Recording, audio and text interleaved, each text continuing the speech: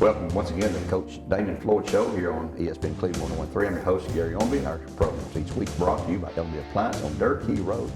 We appreciate them all season long being with us during the regular season, providing our coaches shows here produced in Studio H12 with Bradley Central High School. Being joined by, of course, head coach Damon Floyd. Last week we had a tough game on the road against Maryville.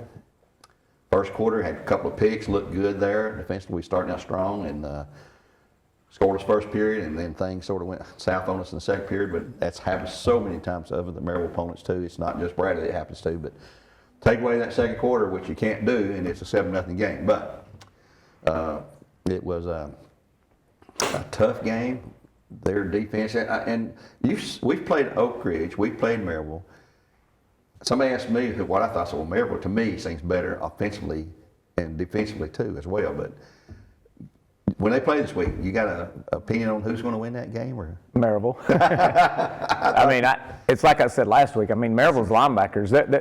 I think it's one of the better defenses they've had in a while. Yes. And then, I mean, there was a couple years ago. I think it was, I don't know the year, but anyway, there was one year that they had 4 linebackers that were really good that went on to play college football. And I think their linebackers this year, a couple of them have a chance to play college football. I mean, you know, they're all 6'1", 210, 215 pounds that run really well. I mean, and Oak Ridge is talented as well. But I think if you put all 22 starters up, offense, defense, one-on-one, I mean, Oakland, I guess, will probably match up and be better, maybe more talented, but they're really big and strong and physical and fast, and I mean, they're a really good football team that's obviously coached very well. So their personnel is pretty impressive. Well, and the thing I noticed right off the bat, looking at their roster before the game even started, was the size. Maryville is huge. I mean, every position, they were heavier than we, almost every single position, and it ain't by 5 pounds, it's 20 or 30 or 40 pounds per player, especially on defense there, and we just didn't have a chance to get things rolling offensively. And defensively, you know, we had that quick interception by Reggie there in the first period. We turned right around, fumbled the ball away on the first play. They go down on first and goal on the 6-yard line. Tay Lindsay, great interception in the end zone. We've got 2 picks, you know, in the early going there, and you think, okay, it looks good. We can play with these guys. And then somehow this Maryville starts this thing they do every time and it gets rolling. But hey, it's the kind of game that we've got to put behind us. You know, we can't dwell on it. We got to prepare for Bearden Friday night, who's winless right now. But hey, they're going to look at us like a chance to get their first win. It's senior night for them too. So, well, it's another region opponent. You know, I'm sure they'll be excited. Their last game at home, senior night, like you said. And you know, it'll try to get their first win. So, and then they're coming off. They're watching all of our films as well, and then they're seeing Maryville, and I'm sure they think they got a chance. So, and they should. You know, the bottom line is, if we're on offense, you got to block people. There's not a play that we can run, you don't block people. We didn't block people. I mean, they whipped us up front. Defensively, I thought we played really well until it gets, you know, our offense didn't pick up any first downs till late in the second quarter. Right. Matter of fact, the last drive. And so the defense was on the field a lot. So I thought defensively, I know the score does not indicate it, but I thought we did a lot of good things until we were just on the field way too long. And then we missed a couple tackles. Actually, we missed a tackle, and they take it to the house. We missed a tackle, they take it to the house. So they got guys that are really fast that's going to play in college.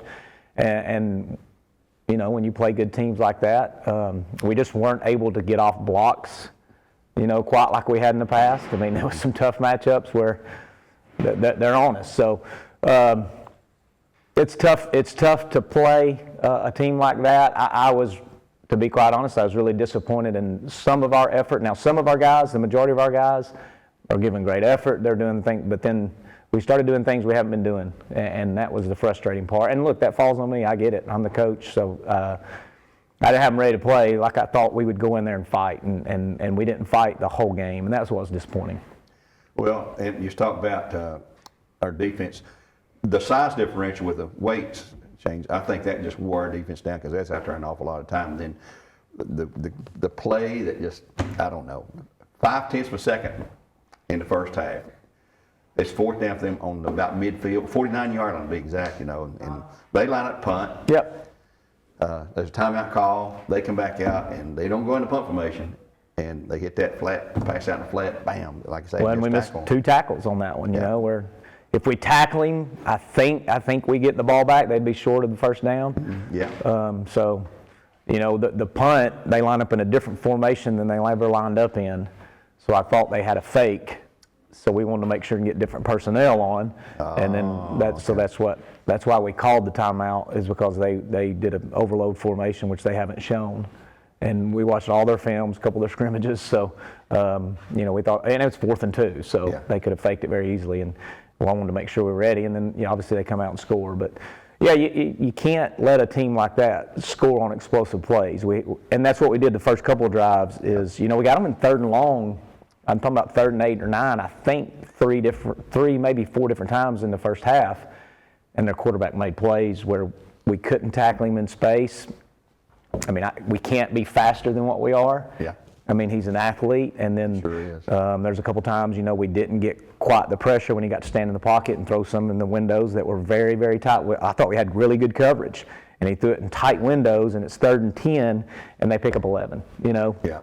It's like I told our guys, though, that's what the good teams execute like that. So, it's good to face a team like that, I believe. So some of your kids, it's a little eye-opening to some of them. Mm-hmm.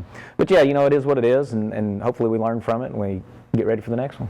Well, Will Jones, the quarterback, you talk about, he's just a junior. He'll be back again next year unless he's off somewhere else. But when you prepare for a team like Maryville and now a team like Bearden, the unit staff prepare. I know they get different schemes, offense and defense, but is there a whole lot of different planning that goes into that, obviously? Or we prepare the same way. Obviously, the game plan is different based on what you see schematically. But our coaching staff, we each have responsibilities over the weekend. I don't think people quite realize it, but you know, my Saturdays, I watch a lot of college football, but my Saturday is about 8 hours of film because I've got to be prepared when we come in for our staff meeting on Sunday, which is about 7 to 8 hours, depending on who we're facing. But and then so when we all get together, there's different presentations by each assistant coach. This is what we want. This is what we like versus this.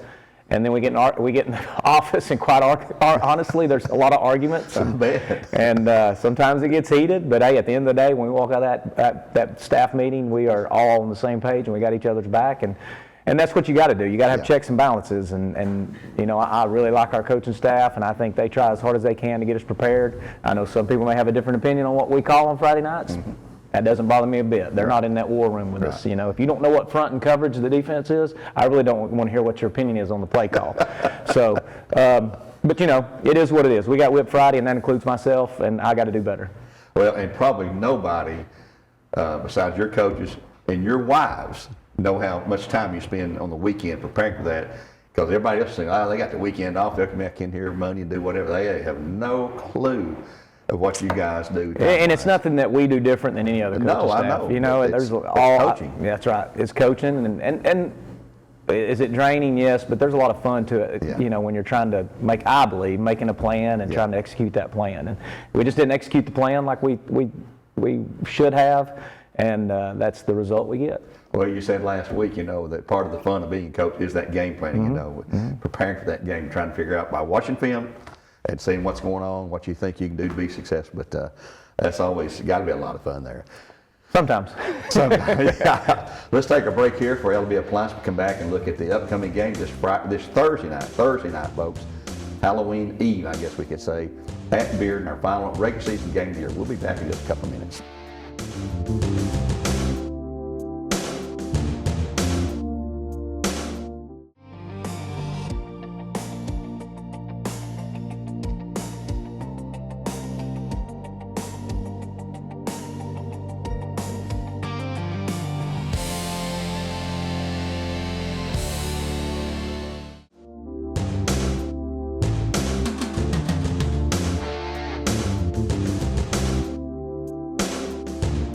Back here with the Damon Floyd Coach Show on ESPN Radio 101.3 in Cleveland, brought to you by LB Appliance.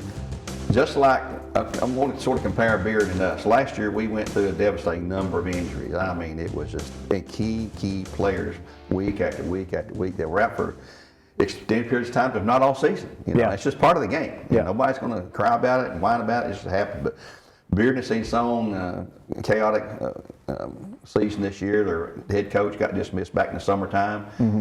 He had a really good team lined up.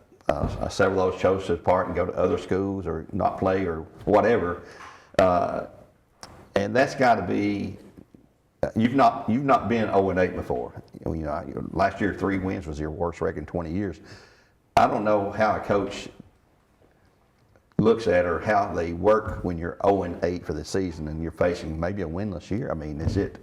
It's tough. It's really tough. And I know, for example, last year, but I will say this. I thought when we were playing Bearden, I guess it was week 10 last year as well, going into that game, we knew we had no chance of the playoffs, but and this says a lot about the kids we had.